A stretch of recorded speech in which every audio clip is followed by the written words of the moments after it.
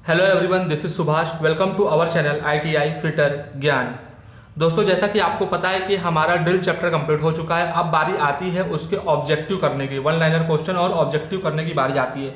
चलिए ज़्यादा टाइम में स्टार्ट करते हैं, सीधे क्वेश्चन को स्टार्ट करते हैं। जैसा कि आपको दिखाई दे रहा है पहला क्वेश्चन, निम्न में से ड्रिल किस धातु का बनाया जाता है। बहुत ही अच्छे हमने आपको बताया था किस धातु का नहीं बनाया जाता है। ठीक है, आपको पता है हाई स्पीड स्टील का भी बनाया जाता है, दूसरा ऑप्शन हाई कार्बन स्टील का ही बनाया जाता है, तीसरा एलॉय स्टील का ही बनाया जाता है।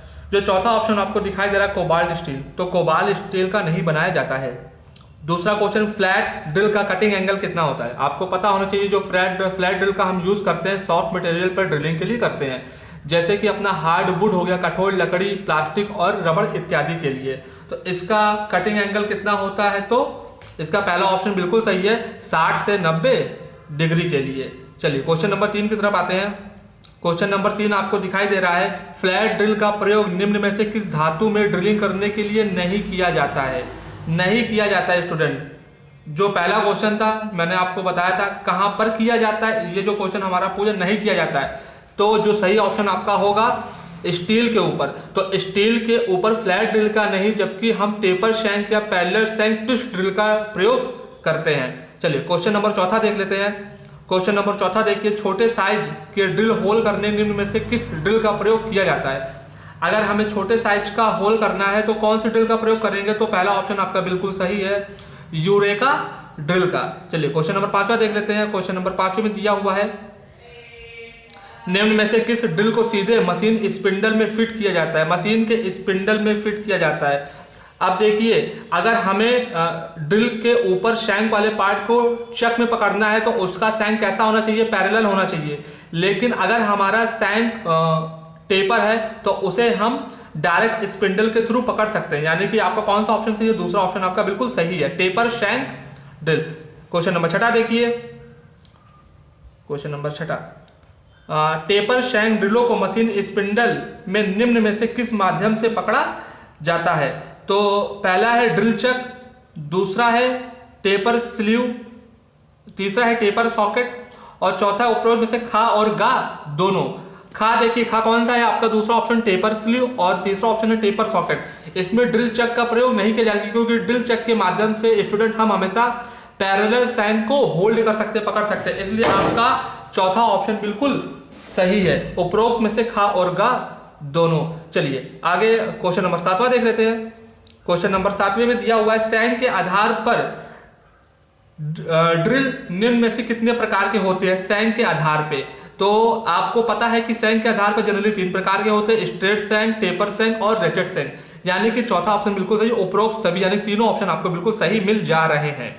क्वेश्चन नंबर 7 देखते हैं। क्वेश्चन नंबर 8, क्वेश्चन नंबर 8 आपको दिया हुआ है, रेचेट ड्रिल का प्रयोग डैश के लिए किया जाता है। मतलब कि रेचेट किस लिए किया जाता है, तो कौन सा आपका बिल्कुल सही है, बताइए फटाफट। शक्ति संचालन के अभाव में, ठीक है, आपका शक्ति संचालन के अभाव में, तीसरा ऑप्शन आपका बिल्कुल सही है।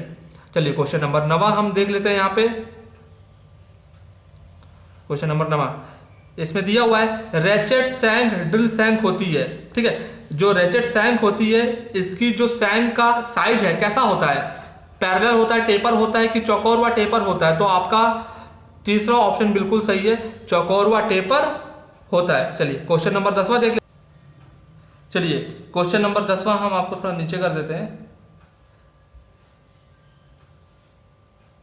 ओके, क्वेश्चन नंबर 10 क्या दिया हुआ है, एम्प्टी थर्ड, ठीक है, मीट्रिक टेपर 3 नंबर टेपर निम्न में से किस साइज के ड्रिलों में होता है। अगर आप हमारी पुरानी वीडियो देखेंगे तो पुरानी वीडियो में हमने आपको बताया था जो टेपर शैंक होते हैं वो मोस्ट टेपर होते हैं, और मोस्ट टेपर जनरली 6 प्रकार के होते हैं, 6 नंबर्स के स्टैंडर्ड्स होते हैं, M0 से MT0 से लेकर के M05 तक। ठीक है, तो आपसे पूछा गया 3 नंबर के लिए मोस्ट टेपर का डाया कितना होना चाहिए, तो दूसरा ऑप्शन स्टूडेंट्स का बिल्कुल सही है, 23.5 मिलीमीटर से 31.5 23.5 mm से आपका जो सही ऑप्शन है 31.5 mm तक। चलिए क्वेश्चन नंबर 11 यहां पे देखते हैं। Question number 11, taper shank drill के ऊपर बने फ्लैट भाग को क्या कहते हैं।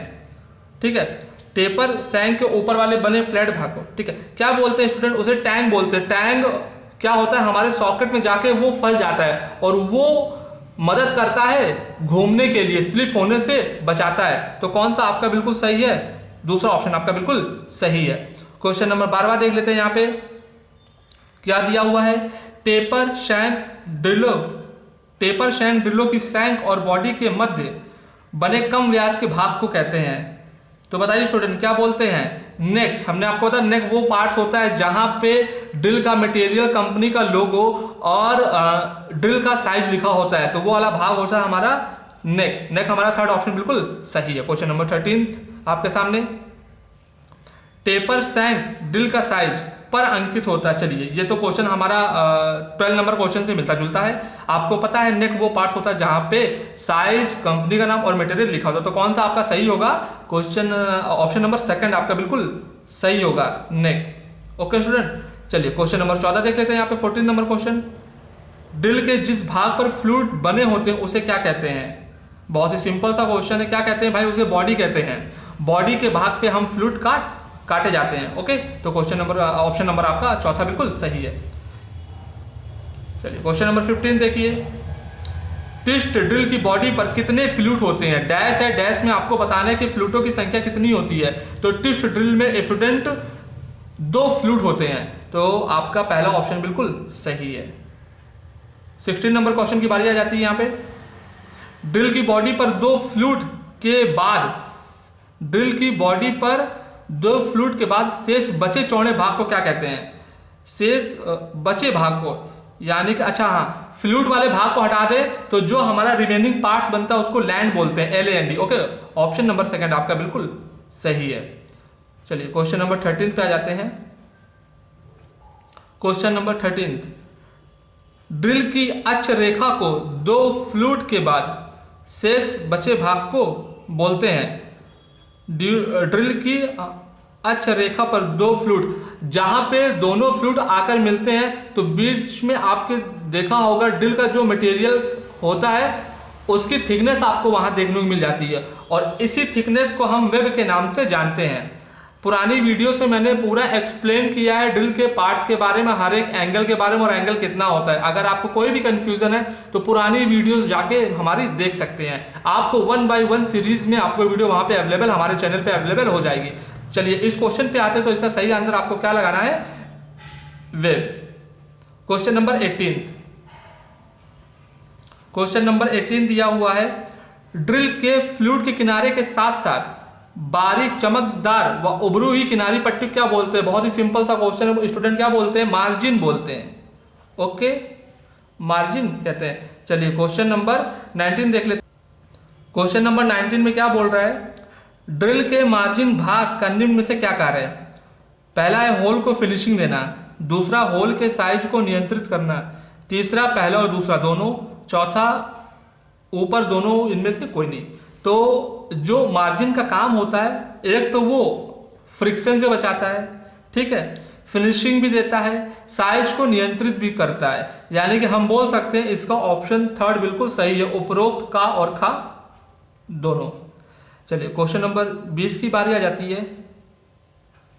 क्वेश्चन नंबर 20 में क्या हुआ है, ट्विस्ट ड्रिल की बॉडी में यदि बॉडी क्लियरेंस ना दिया जाए, अगर बॉडी क्लियरेंस आप नहीं देंगे तो क्या होगा, घर्षण अधिक होगा। बिल्कुल सही बात है, घर्षण अधिक होगा, ड्रिल फंसकर चलेगा। अगर घर्षण अधिक होगा तो ऑब्वियसली कॉमन सेंस वाली बात है कि ड्रिल हमारा फंसकर चलेगा।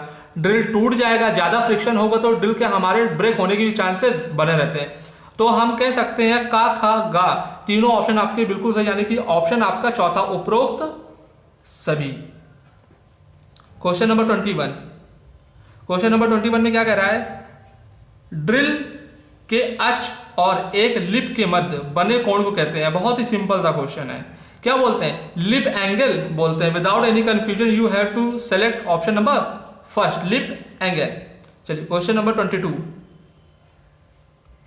क्वेश्चन नंबर 22, ड्रिल का वह भाग जो शंकु आकार का बना होता है उसे क्या कहते हैं। ड्रिल का वह भाग जो शंकु आकार का बना होता है उसे क्या कहते हैं।